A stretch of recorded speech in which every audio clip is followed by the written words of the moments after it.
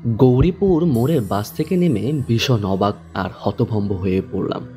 দেখি সকল দোকানপাট বন্ধ হয়ে গেছে, তার ওপর কোথাও কোনো জনমানবের চিহ্ন মাত্র নেই। হাতের ঘড়ির দিকে তাকাতেই আমি চমকে উঠলাম। রাত প্রায় 11:30 বাজে। ট্রেন মিস, তার উপর ঠেলাঠেলি গুতুগুতি এড়ানোর জন্য দুটো বাস ছেড়ে দিয়েছে ঠিকই, তবে এতটা যে রাত হয়ে যাবে তা ভাবতেই পারিনি। হয়তো এতটা অবাক হতে হতো না যদি দীর্ঘ এই পথটা বাসের মধ্যে আরামে ঘুমিয়ে ঘুমিয়ে না কাটাতাম। তা যাই হোক, গৌরীপুর মোড় থেকে মিনিট 30 সাইকেলের জার্নি করলেই 3-4টি ছোট গ্রাম ও একটা বিরাট নির্জন ফাঁকা মাঠ পেরিয়ে আমার গায়ের দেখা মেলে।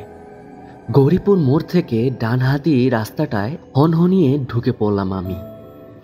ইট বিছানো এই পথটা সীতাগঞ্জ এর সামনে দুটি শাখার ভাগ হয়ে গেছে, আর তারই একটা ছুটে গেছে আমার গায়ের দিকে। ডানহাতি রাস্তাটা ধরে কিছুটা হাঁটার পর বাপাশে এক ছোট্ট বাড়ির বন্ধ দরজার সামনে দাঁড়িয়ে পড়লাম। লোহার টিন বাঁধা সে দরজার উপরে দেওয়ালে বাংলা মোটা মোটা অক্ষরে লেখা, সাইকেল জমা রাখা হয়। এটা বুড়ো পরেশ সেনের বাড়ি, যার কাজকর্ম লেখাপড়া ইত্যাদি তাগিদে গা ছেড়ে শহরের দিকে যায়। তারা প্রায় সকলেই এখানে তাদের সাইকেল আর মোটর সাইকেলগুলো জমা রেখে যায়। ভাড়া খুবই কম, সাইকেল প্রতি 5 টাকা আর মোটর সাইকেল প্রতি 10 টাকা। বাড়ির টিনের দরজায় কয়েকবার সজোরে আঙ্গুল টোকা দিলাম, কিন্তু কোনো সাড়া মিলল না। শীতের ঠান্ডা হাওয়া দাঁতে দাঁতে কাঁপুনি ধরাচ্ছিল। মাথায় মাফলারটা তাই আরো শক্ত ও কায়দা করে বেঁধে নিলাম। হাতের তালু দুটো ঘষতে ঘষতে ডাক দিলাম, কাকু দরজাটা খুলুন, সাইকেলটা নেব। তারপরও আরো কয়েকবার আঙ্গুলে টোকা দিলাম, তাও কোনো কাজ হলো না। খুড়তো এক দাদাকে ফোন করার জন্য পকেট থেকে মোবাইলটা বের করে দেখি বেচারি খিদে পেটে কেঁদে কেঁদে কখন ঘুমিয়ে পড়েছে। এক বিরক্তসূচক শব্দ করে দরজার দিকে ফিরে দাঁড়ালাম। দেখলাম ওপারে একটা কুঁজো কালো মূর্তি অন্ধকার ঠেলে দরজার দিকে এগিয়ে আসছে।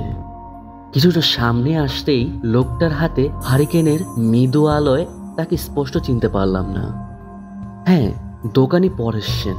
এতক্ষণে আশ্বস্ত হলাম, মনে অনেক দুশ্চিন্তা দূর হলো, মাথাটাও খানিক হালকা হলো। বুড়ো পরেশ সেন হারিকেনটা উঁচিয়ে ধরে আমার মুখখানা ভালো করে কয়েকবার দেখে নিয়ে কাপা কাপা গলায় বলে উঠল, ও তুমি, তা এত রাত অবধি কোথায় থাকো বাবু? আমি তেমন কিছু না বলে শুধু একটু হ্যাঁ শুঁ দিয়ে তার পিছু পিছু ঘরে এসে ঢুকলাম। বুড়ো সারা শরীর কালো মোটা আরামদায়ক চাদরে ঢাকা, মাথায় মাংকি টুপি, পায়ে একজোড়া ছাল ওঠা কালো বুট, আর চোখে সেই চেনা মোটা প্রেমের চশমাটা। কয়েক সেকেন্ড বাদে টর্চ হাতে দরজার বাইরে বেরিয়ে এসে সাইকেলে চড়ে বসলাম, আর তৎক্ষণাৎ বাড়ির মোটা লোহার দরজাটা সশব্দে বন্ধ হয়ে গেল। ঠান্ডায় কাঁপতে কাঁপতে আমি সাইকেল চালাতে থাকলাম। ইতিমধ্যে হাতে দস্তানা জোড়া গলিয়ে নিয়েছি।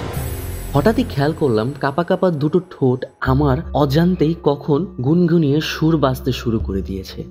শিশুকালে সেই লাইনটাও মনে মনে আওড়ে উঠলাম, ও আ কেন করো শীত লাগে তো গানটি ধরো। এভাবেই গুনগুন করতে করতে চলল আমার অভিযান। তা প্রায় 15-20 মিনিট সেভাবেই যাওয়ার পর হঠাৎ যেন আবহাওয়া হালকা পরিবর্তন অনুভব করলাম। ঠান্ডাটা বোধহয় এবার একটু বেশি হোল ফোটাচ্ছে। দেখলাম অন্ধকারে ডুবে থাকা বাড়িঘর আর গাছপালাগুলো কেমন যেন রহস্যময় দৃষ্টিতে তাকিয়ে আছে আমার দিকে। তারা যেন আমাকে ঘিরে চুপি সারে কি শব্দফন্দি এঁকে চলেছে। শীত দ্বারা বেয়ে ঠান্ডা কিছুটা একটা যেন নিচের দিকে অনবরত নেমে যেতে থাকলো। সাইকেলের প্যাডেলে আমি জোরে চাপ দিলাম, কিন্তু সাইকেলটা আগের মতো আর টানতে পারলাম না। পা দুটো যেন ঠান্ডায় জমে গেছে। মনে হলো সাইকেলের পেছনে কে যেন হিমালয় পর্বতটাকে বেঁধে দিয়ে গিয়ে গেছে, আর আমি কেতরে কেতরে সেটাকে টেনে নিয়ে চলেছি। ভয়ে শরীরে ভারসাম্য হারিয়ে ফেললাম। আরও একবার সাইকেলের গতি বাড়ানোর ব্যর্থ চেষ্টা করলাম, আর ঠিক তখনই আমার ঠান্ডা দেহের বাম কাঁধে এক হিমশীতল হাতের থাবা এঁটে বসল। সাথে সাথে আমি বীভৎস এক চিৎকার করে সাইকেল থেকে গড়িয়ে পড়লাম। কাঁধের সেই জায়গাটা এখনো ঠান্ডা হয়ে রয়েছে। তবে থাবাটা যেন সরে গেছে মনে হলো। কয়েক সেকেন্ড বাদে আমি আস্তে আস্তে উঠে দাঁড়ালাম। ঘোর মাতালের মতো দুটো পা কেঁপে চলছে, আর গলাটা যেন শুকিয়ে কাঠ হয়ে গেল। 2-3 বার ঢোক গিলে টিমটিমিয়ে টর্চের আলোয় চারপাশটাকে দেখলাম। তারপর ভয়ার্ত কাঁদো কাঁদো গলায় চেঁচিয়ে উঠলাম, কে তুমি? কি চাও? গলার আওয়াজ তো দূরের কথা, ছোটখাটো কোনো শব্দ কানে এসে পৌঁছালো না। আমি সাইকেলটা দুহাতে চেপে ধরে আবারও একটা চিৎকার করলাম, কে তুমি? কি চাও আমার কাছে? কয়েক সেকেন্ড কোনো সাড়া নেই। তারপর হঠাৎই একসময় আমাবস্যার ঘন কালো অন্ধকার ফুরে ঠিক আমার কানের সামনে অশরীরটা মৃদু ফাঁপা আর ভয়ানক ভাঙা ভাঙা স্বরে বলে উঠল, আমি কে? কি হবে তা জেনে সাইকেলটা চালাও, দ্রুত চালাও, তোমার কোনো ক্ষতি করব না, অন্যথায় হে হে হে তুমি শেষ। শব্দের সাথে বেরোনো তার মুখের ঠান্ডা বাতাস আমার এক কান দিয়ে ঢুকে অন্য কান ফুরিয়ে বেরিয়ে গেল। তার বীভৎস এক দুর্গন্ধ সারা গা গলিয়ে উঠল। আমি মুখ বুজে প্রথমে সাইকেলে চড়ে বসলাম, তারপর প্যাডেল করতে আরম্ভ করলাম। এবারও সেই একই কাণ্ড, সাইকেল টানতে গিয়ে টানতে পারলাম না, কোনো রকম গড়িয়ে চলল যা। হঠাৎই আমার বাঁকাদের ঠিক সেই জায়গায় আর পেটের ডান দিকে আবারও তীব্র ঠান্ডা থাবা উপস্থিতের অনুভব করলাম। অশরীরটা আমাকে 2 হাতে চেপে ধরেছে। দেহের ওই দুটো স্থানে মাংসপেশি যেন জমে বরফ হয়ে গেল। এবার দেখলাম সাইকেলটা সজোরে ছুটছে। বুঝতে পারলাম না কোন দিকে ছুটে চলেছি আমরা। সাইকেলটা থামানোর জন্য সজোরে ব্রেক করলাম, তবুও থামাতে পারলাম না। গাছপালা ঘরবাড়ি ফুরে সাইকেল এগিয়ে যেতে থাকলো। একসময় সাইকেলটা 3 মাথার রাস্তার মোড়ে এসে পড়লো। চিনতে পারলাম আমি সেই রাস্তায়, এটাই তো সীতাগঞ্জ মোড়।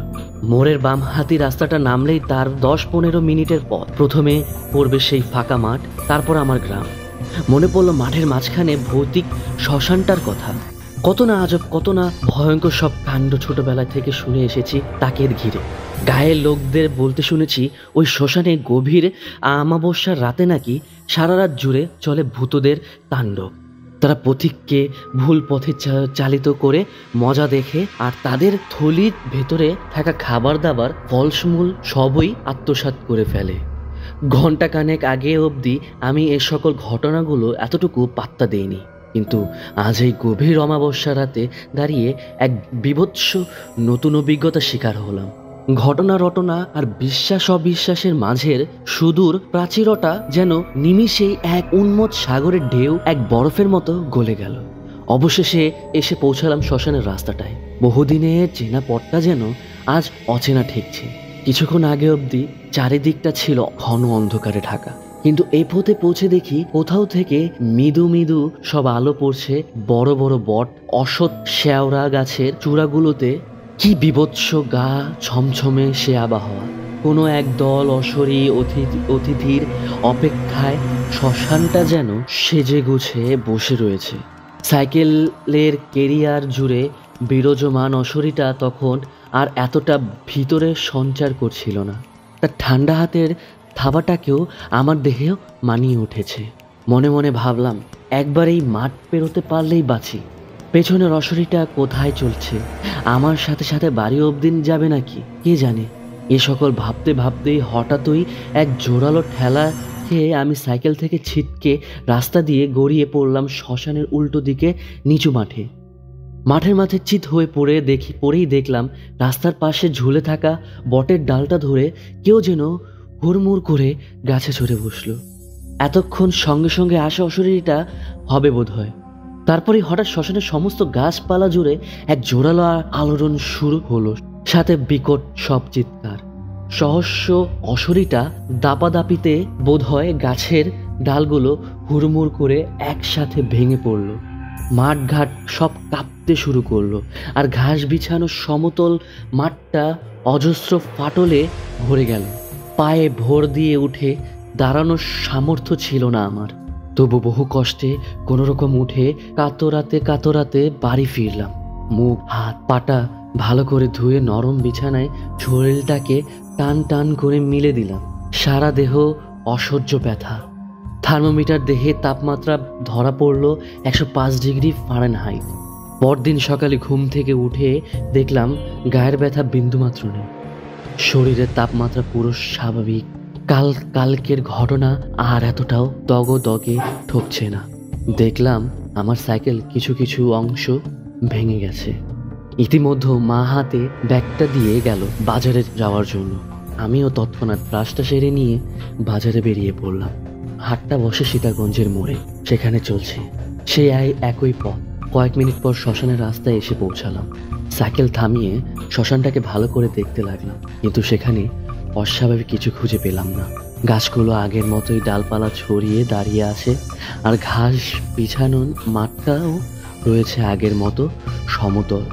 আমি আর কিছুই ভাবতে পারলাম না। মাথাটা আবার ভার হয়ে আসতে লাগলো। শ্মশানটা ছেড়ে আসার সময় দেখি মাঠের গাছপালা, পেটে পেটে ঘাস আর লোহার চুল্লিটা আমার দিকে ঘাড় ফিরিয়ে সমানে হেসে চলেছে।